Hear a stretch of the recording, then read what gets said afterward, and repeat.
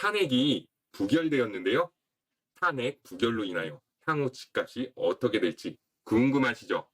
제가 오늘 탄핵 부결과 향후 집값에 대해서 전망해 드릴 테니 끝까지 영상 시청 부탁드립니다. 흑수저의 신. 안녕하세요. 흑수의 신 흑신입니다. 저번 주는 너무너무 다이나믹했죠. 비상계엄에 탄핵 표결까지 정신없었던 한 주였어요. 저는 정치 잘 모르거든요. 뉴스도 경제 뉴스만 봐서 정치인들 이름도 잘 몰라요.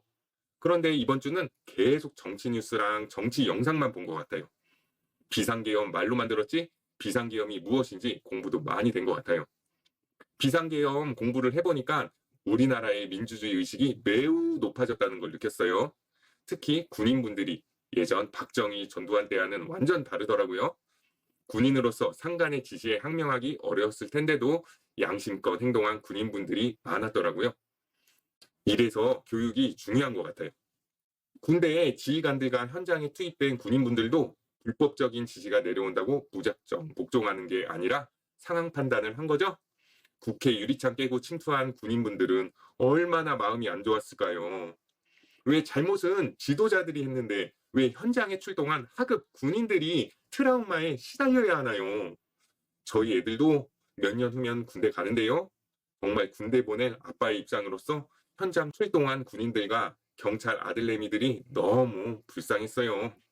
국회에 탄핵 투표하던 날 밖에 날씨가 얼마나 추웠나요? 잠깐 밖에 있는 거랑 하루 종일 밖에서 시위 통제하는 거랑은 차원이 달라요. 아무리 보온을 해도 군화 속 발은 꽁꽁 얼고요. 장갑 속 손가락은 서서히 얼어버리거든요. 군대는요, 정말 추워요. 땀으로 축축해진 군화를 말리지도 못하고 축축해진 상태로 매일 신으면 그 발가락이 남아날 수가 없는 곳이 군대예요. 저도 군대에서 혹한기 훈련하다가 오른쪽 엄지 발가락이 동상에 걸린 적이 있거든요. 지금도 조금만 추워도 오른쪽 엄지발가락이 가려워요. 제가 예전에 군생활 했던 것처럼 지금도 여전히 우리 아들들이 한겨울 영하 20도에 휴전선 철책 지켜내고 있는 곳이 바로 대한민국이잖아요.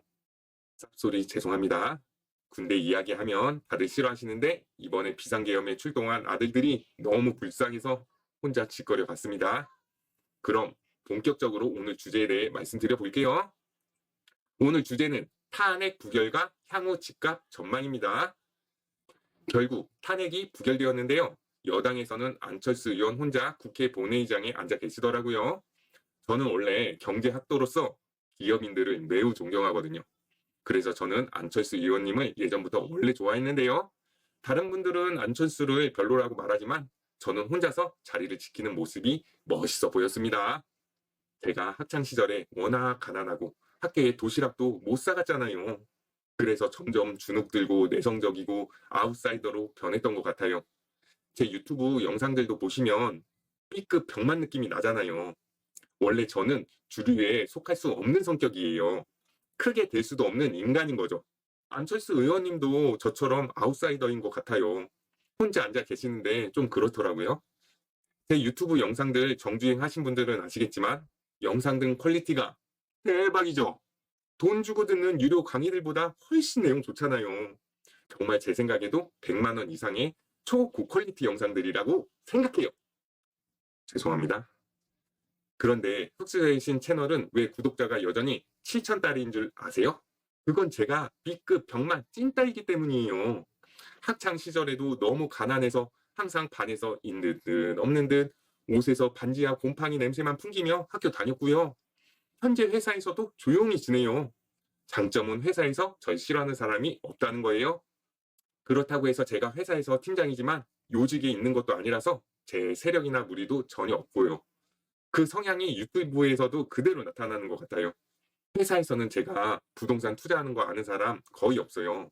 제가 부동산 자산이 많은 줄 아는 사람도 없어요. 왜냐면 전 일단 똥차 타고 다니거든요. 옷도 탑텐몰에서 할인을 하는 것만 사 입고요. 그리고 회사에서 종종 티타임 같은 거 하잖아요. 과자 먹다가 바닥에 떨어지면 남들은 그거 버리잖아요. 그런데 저 그거 다 주워 먹어요. 전 그렇게 살아왔어요. 음식도 절대 못 남겨요. 학창 시절 내내 배고팠던 기억에 음식 못 남겨요. 국물까지 다 먹거든요. 그러니까 전 큰 부자가 될 수 없는 소인배인 거죠. 그런 저 같은 소인배가 어떻게 현재 서울의 아파트들도 여러 채 가지고 있고 여러 지역의 부동산들을 많이 보유할 수 있었을까요? 그건 바로 제가 부동산 투자를 오래 했다는 거예요. 제 투자 실력이 좋았던 것보다는 운이 좋았던 것 맞죠. 하지만 제가 부동산 투자를 오래 했다는 사실이 중요한 거예요. 이게 오늘 주제인 탄핵 부결과 집값 전망에 대한 제가 드리고 싶은 핵심 메시지예요. 제가 2011년 경매학원 다니면서부터 지금까지 부동산 투자하면서 정말 별의별 일이 다 있었거든요. 저에겐 부동산 투자하면서 탄핵이 이번이 처음이 아니에요. 2016년에도 박근혜 탄핵이 있었어요. 제가 그때 마포구랑 성동구 재개발 투자 한참 할 때라서요. 정말 기억이 생생해요. 그때도 12월 겨울이었거든요. 그때 부동산 투자하는 사람 거의 없었어요. 매물 보러 부동산 들어가면 1시간 내내 앉아 있어도 손님이 아무도 들어오지 않았거든요. A4에 적힌 매물 종이를 제 앞에 10장씩 쫙 펼쳐주면 거기서 제가 제일 마음에 드는 거 고르면 되던 때였어요. 박근혜 탄핵이 가결되고 나서 며칠 뒤에 서울 달동네 재개발 빌라를 하나 샀거든요. 그 집 지금도 여전히 가지고 있어요. 운이 좋게도 그 집은 몇 년 전에 준공돼서 전세 준 상태이고요. 물론 집 가격도 그동안 3배 이상 올랐어요. 제가 제 투자 실적 자랑하려는 게 아니고요. 저 부동산 투자 14년 차예요. 제가 안 해본 투자가 거의 없어요. 제 투자 실적 자랑하려면 밤새서 이빨 까야 돼요. 제 말은 탄핵이 가결되던 부결되던 형님들 할 거 하라는 거예요. 그런 어수선한 사회적 분위기에 평소 하시던 거 그만두지 마시고요. 아침에 일어나면 세수하고 출근하시고요. 퇴근해서 부업도 하고 부동산 공부도 하고요. 본인 하던 대로 일상 루틴을 이어나가시라는 거예요. 부동산은 큰 돈을 벌어다 주지 못해요. 제가 해봤더니 그래요. 부동산 투자에서는 큰 부자가 못 된다고요. 큰 부자가 되려면 사업을 하거나 코인 투자를 해야죠. 그런데 사업이나 코인 투자하면 큰 부자는 될 수 있는데 확률이 낮잖아요. 저는 제 깜냥을 잘 알아요. 저 유튜브 1년 동안 하면서 매주 영상 올렸잖아요. 그런데 유튜브 구독자 안 늘잖아요. 그게 제 한계예요. 저는 능력도 모자라고 재능도 없는 거예요. 저라는 사람은 그런 사람인 거예요. 저는 능력은 없지만 메타인지는 그래도 잘 되는 사람이에요. 저는 제 주제를 잘 알고 제 능력도 잘 알아요. 제 깜냥 안에서 최선을 다할 뿐이에요. 저같이 소심한 인간은 사업하면 직원 관리하다 속 끓다가 뒤져버려요. 저도 유튜브 매일 찍어서 업로드하고 싶죠. 그러려면 직원을 쓰거나 외주를 줘야죠. 그런데 저는 다른 사람과 엮이면 스트레스 받거든요. 애초에 혼자 있는 걸 좋아하는 소심한 인간이란 말이죠. 그러니까 혼자 촬영하고 편집하고 하니까 영상을 많이 못 만들어내는 거예요.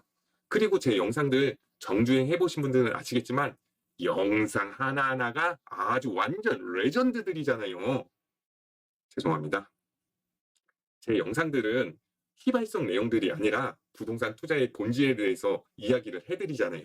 그게 제 찌질한 성격 때문이에요. 영상 많이 찍어내면 구독자 늘고 좋죠.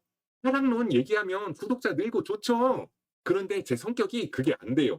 내용이 안 좋으면 형님들 시간이 뺏기잖아요. 전 그게 싫거든요.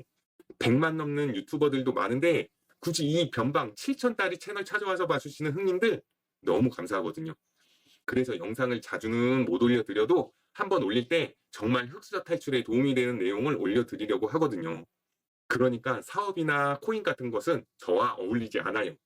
저는 저평가된 부동산 사서 존버하는 게 제일 마음도 편하고 성공할 확률도 높다고 생각하는 거예요.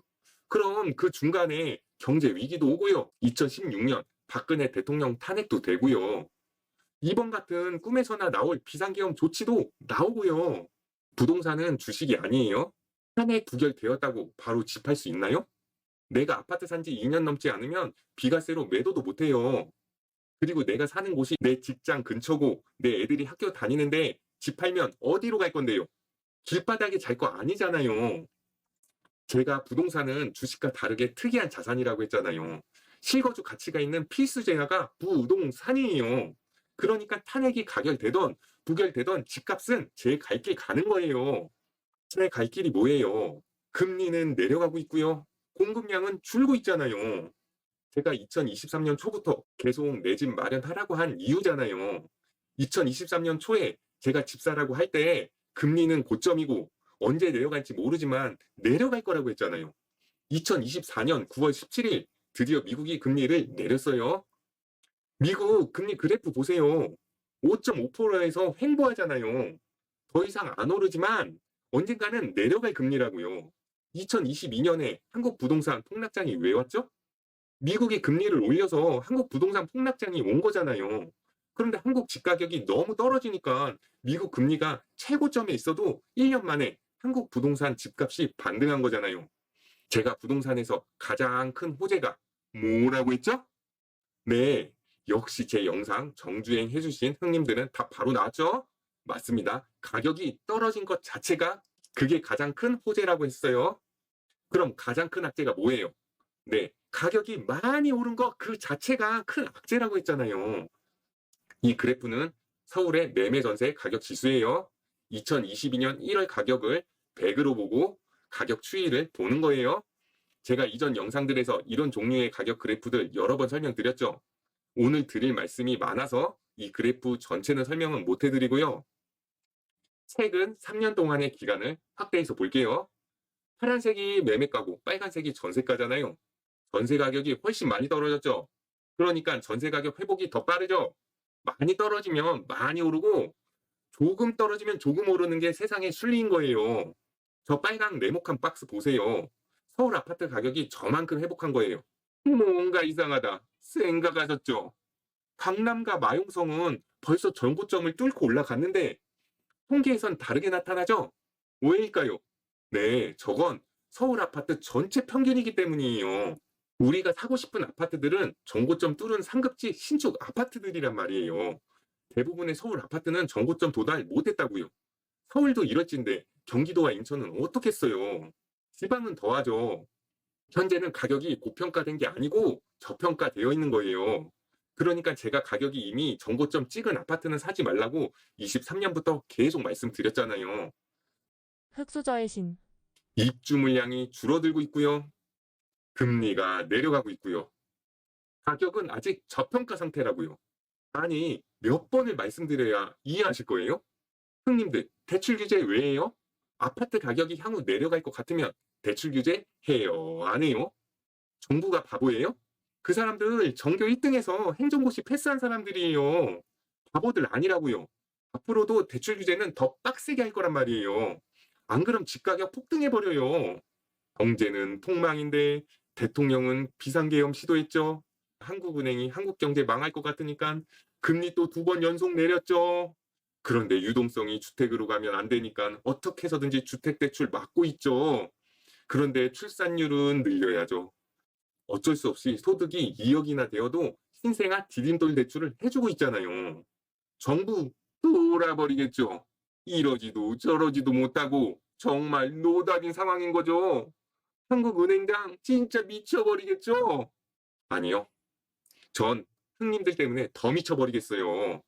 제가 2023년 초부터 내 집 마련 하라고 했죠. 2023년 9월 추석 이후 가격 떨어졌을 때도 제가 집 사라고 했죠. 2024년 6월 폭등하니까 또 이제라도 집 사야 되냐고 제게 엄청 상담 신청하셨죠.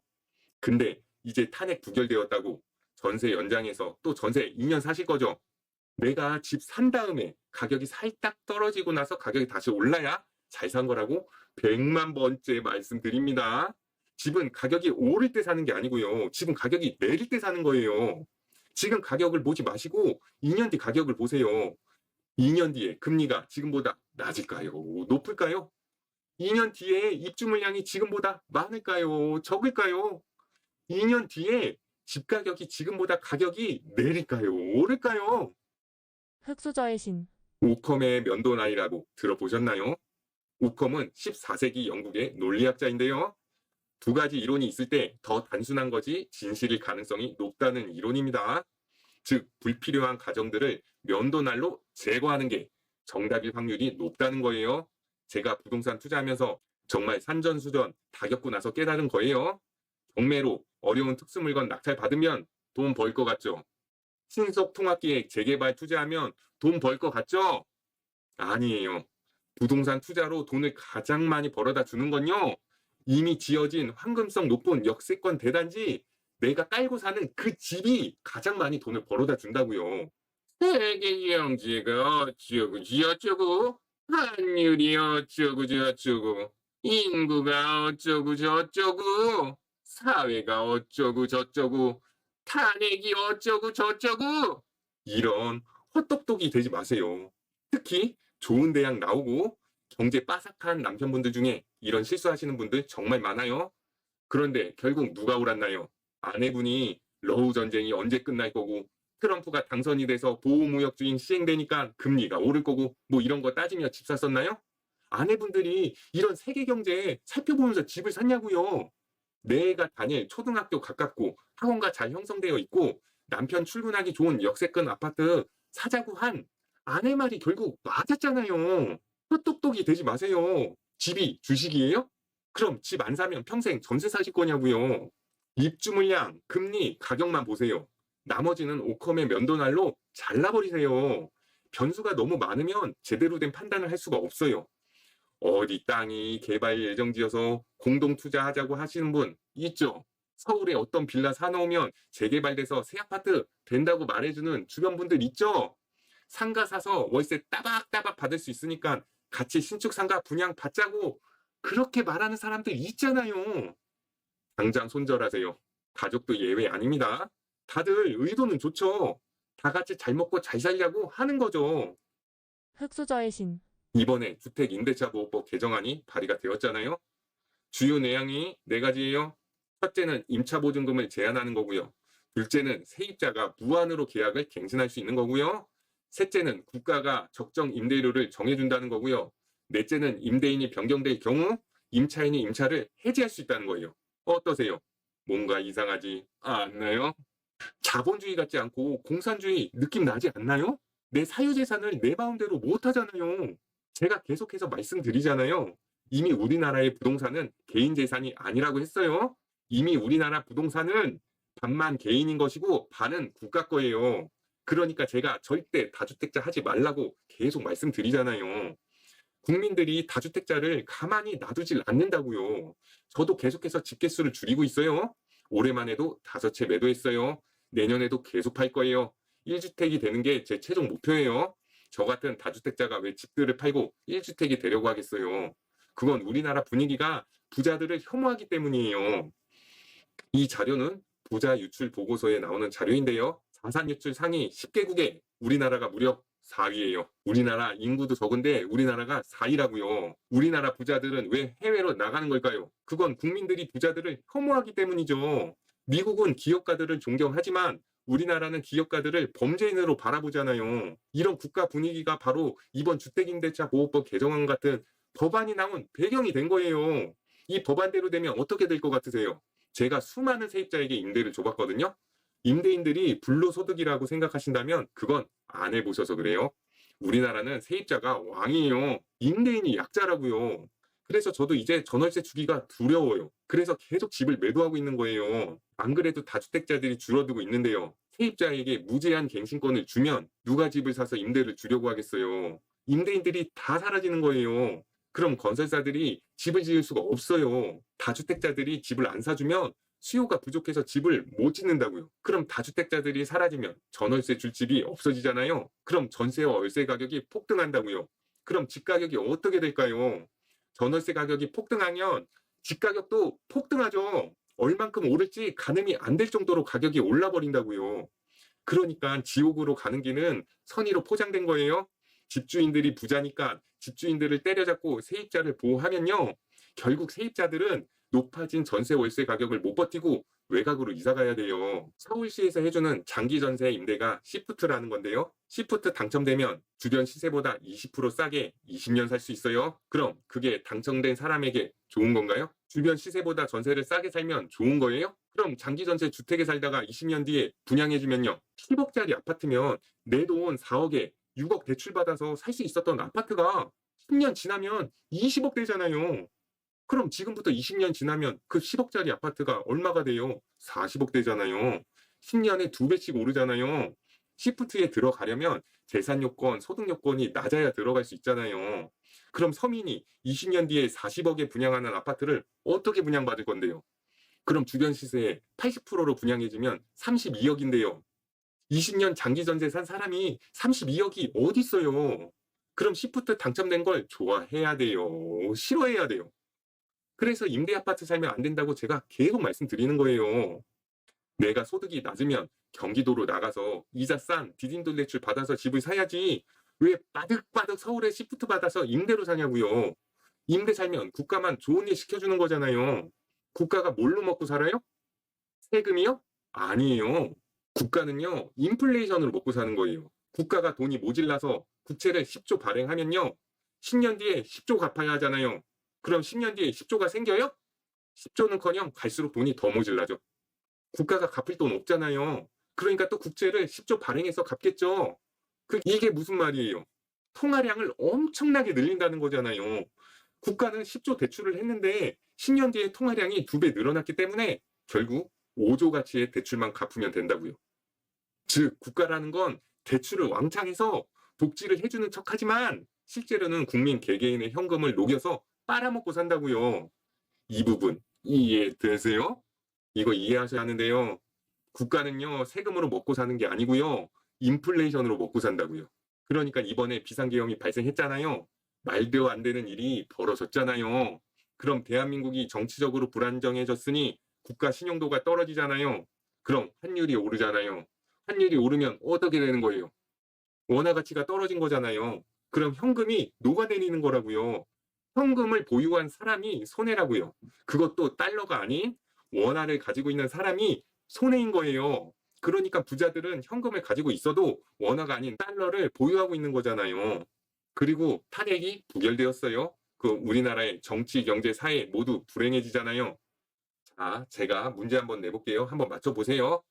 자산 중에 가장 안전한 자산이 뭘까요? 1번 주식, 2번 부동산, 3번 코인. 뭐예요? 네, 그죠? 2번 부동산이죠. 제가 부동산 투자로 큰 부자 되기 힘들다고 했잖아요. 부동산은 로우 리스크, 로우 리턴이라고요.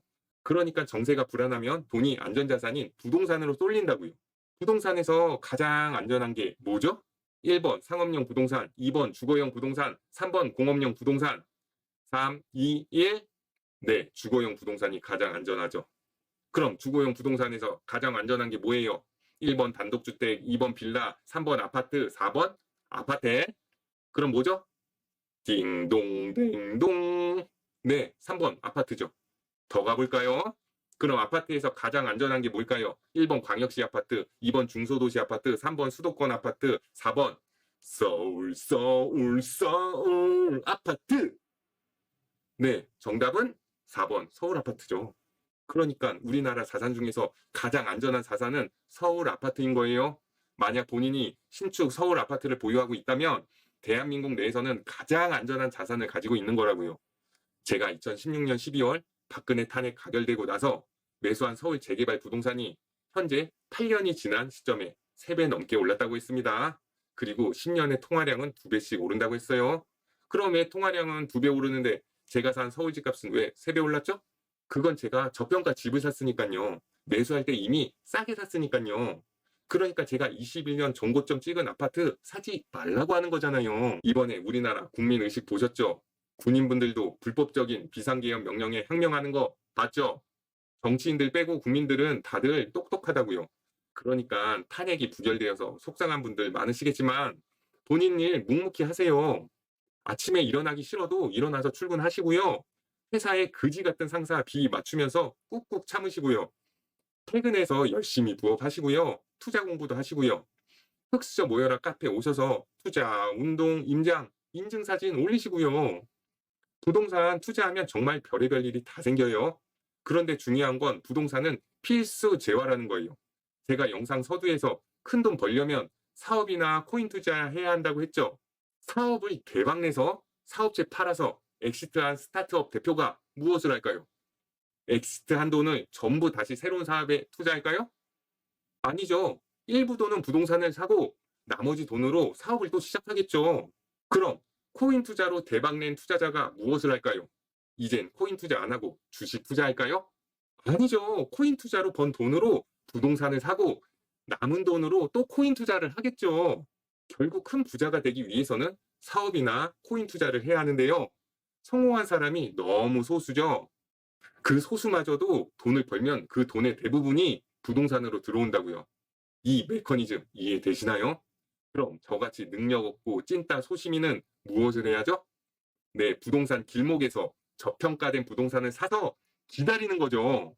그럼 사업이나 코인 투자에서 대박난 사람들의 돈의 대부분이 부동산으로 흘러 들어온다고요.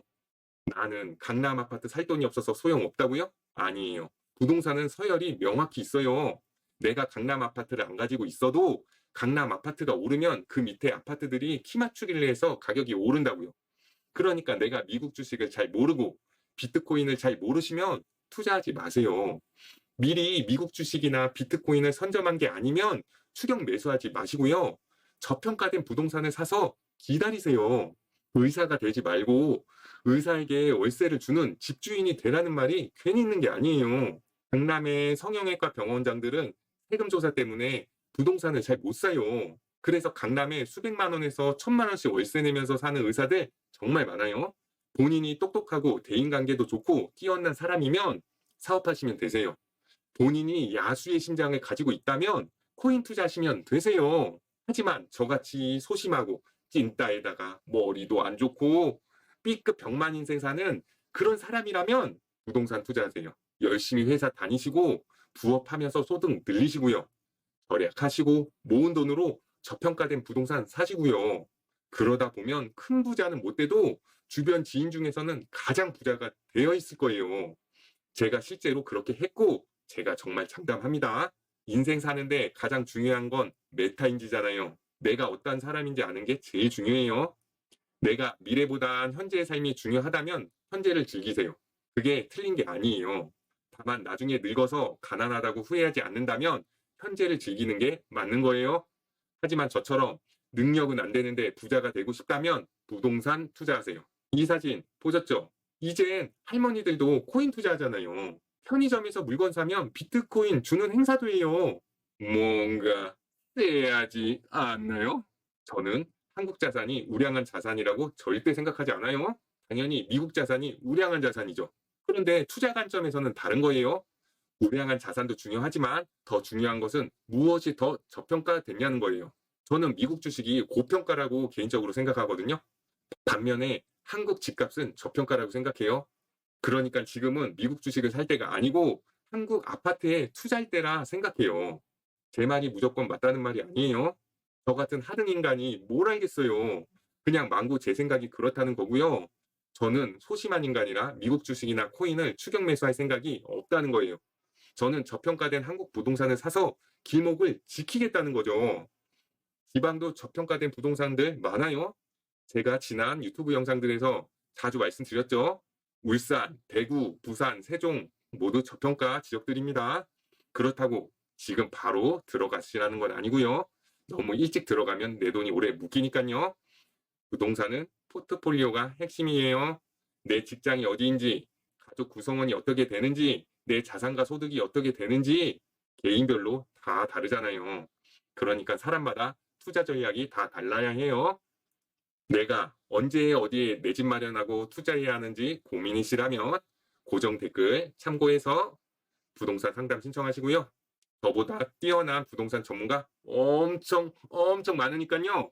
제 영상 한 개 보고 상담 신청하지 마시고요. 제 유튜브 영상들 쭉 보시면서 저 복면 쓴 B급 병만 나는 찐따 소리가 맞다고 생각하시면 그때 상담 신청하세요. 부동산 조정장이라는데 막상 내 집 마련하거나 상급지 갈아타기 하려니까 어떠신가요? 아파트 가격 만만치 않으시죠? 서울 역세권 신축 아파트 금매 잘 없죠? 부동산 하락론 영상들 보시는 건 좋은데요. 본인의 잘못된 판단으로 가족들 고생시키지 마시고요. 전세 만기가 되는데 부동산 가격은 떨어진다고 하고 어떻게 해야 될지 모르시겠죠? 그럼 서울이나 경기도 상급지 부동산 가보고 다시 생각해 보세요. 저같이 유튜브에서 개소리 시전하는 영상들 보고 착각하지 마시고요. 직접 현장을 가보세요. 2016년 박근혜 탄핵이 가결 사태가 났을 때도 전 서울 달동네들 임장을 했고요. 2024년 윤석열 탄핵 부결 사태가 난 다음 날에도 전 임장을 갔어요. 그러니까 각자 도생입니다. 전 정치 잘 모르고요. 뭐가 옳은 건지 틀린 건지 판단할 수 있는 능력도 안 됩니다. 제가 아는 건 부동산 투자를 꾸준히 했더니 결국 많은 자산을 이뤄냈다는 거예요. 그리고 앞으로도 부동산 투자를 꾸준히 할 거고요. 저와 함께 킵고잉 갓생 사실 분들은 흑수저 모여라 카페에 놀러 오세요. 작년에 유튜브 시작하면서 네이버 카페도 만들었는데요. 저 같은 흑수저 분들이 잘 되었으면 하는 마음에 만든 카페인데요. 드디어 회원수가 1000명이 되었답니다. 와! 죄송합니다. 카페에 가입해 주시고 활동해 주시는 분들 정말 감사드립니다. 저 이 카페 운영한다고 제게 1원 한 장 안 떨어져요. 혼자 투자 공부하기 힘든 분은 흑수저 모여라 카페 와서 인증사진 올리시면서 갓생 사세요. 매일매일 독서, 임장, 투자 공부하는 인증샷 올리며 공부하는 분들이 계세요. 함께 해요. 제가 다른 건 몰라도 흑수저분들 마음은 제가 너무나도 잘 압니다. 하루하루 너무 힘들게 사는 흑수저 동지 여러분들, 저 흑수저의 신이 응원하고 있으니까 힘내세요. 지금 잘하고 계세요. 하루하루 그지 같지만 지금처럼 열심히 사시면 언젠가 형편이 좀 나아질 거예요. 흑수저분들이 정말 잘 되었으면 좋겠습니다. 오늘 영상이 너무 길어져서 죄송합니다. 박근혜 탄핵 시기에 아무도 부동산에 관심 안 가질 때 서울 달동네 재개발 임장 다니던 때가 생각나서 말이 길어졌습니다. 오늘 개소리는 여기까지 하겠습니다. 구독자 7천짜리 B급 병만인간의 소리 끝까지 들어주신 형님들 너무 감사합니다. 구독과 좋아요, 알람 설정은 사랑입니다. 흑수저들이여, 탄핵이 부결되었어도 집값은 제 갈 길 가니까 최고 안전자산인 아파트 사서 헐헐 날아오르리. 감사합니다. 다음에 봐요. 안녕.